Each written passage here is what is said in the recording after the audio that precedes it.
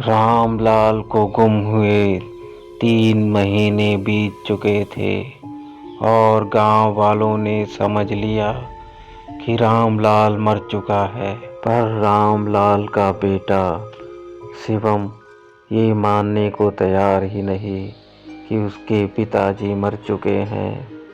पिताजी जिंदा हैं और वो जंगल में ही हैं। मैं उन्हें वापस जरूर लाऊंगा।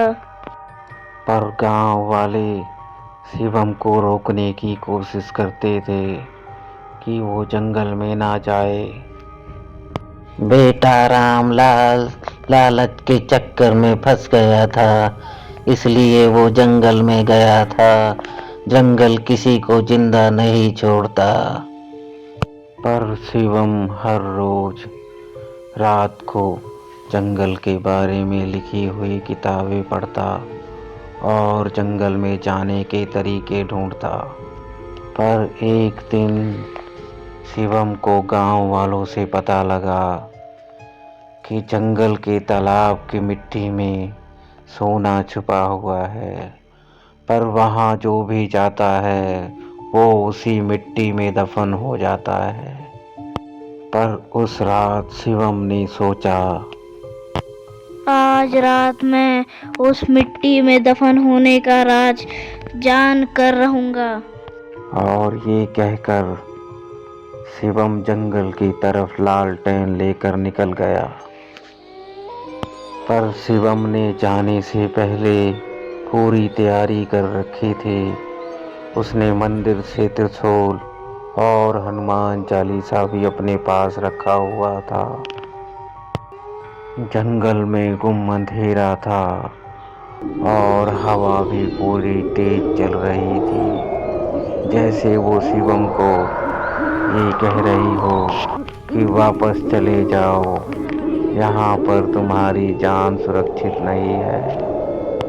पर शिवम बिना डरे हुए आगे की तरफ बढ़ता जा रहा था। तालाब के पास पहुंचते ही शिवम ने देखा कि तेज हवा के चलते हुए भी तालाब का पानी बिल्कुल रुका हुआ है। पर तभी तालाब की मिट्टी में लिख उठा कि वापस जाओ। ये सब देखकर शिवम बिल्कुल डर गया। पर फिर भी उसने पिताजी को आवाज लगाई और कहा, पिताजी अगर तुम यहीं हो तो एक बार मुझे आवाज दो।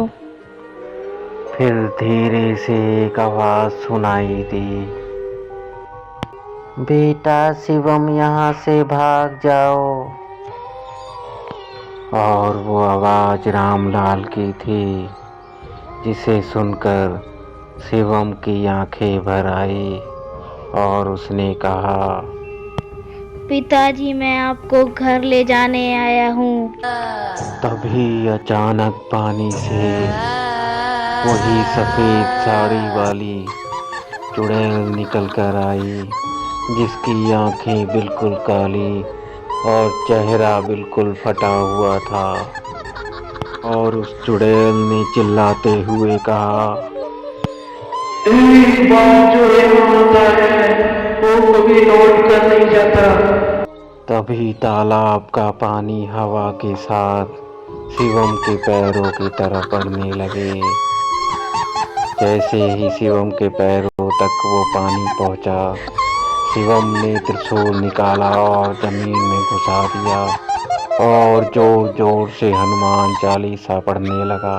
तालाब का पानी जोर जोर से चीखने लगा और चिल्लाने लगा और उस चुड़ैल के चेहरे को जैसे आग लग गई हो। और अचानक शिवम के सामने उसके पिताजी की आत्मा आ गई और शिवम से कहने लगी, बेटा मुझे नहीं, अपने आप को बचाओ, जंगल मुझे कब का खा चुका है।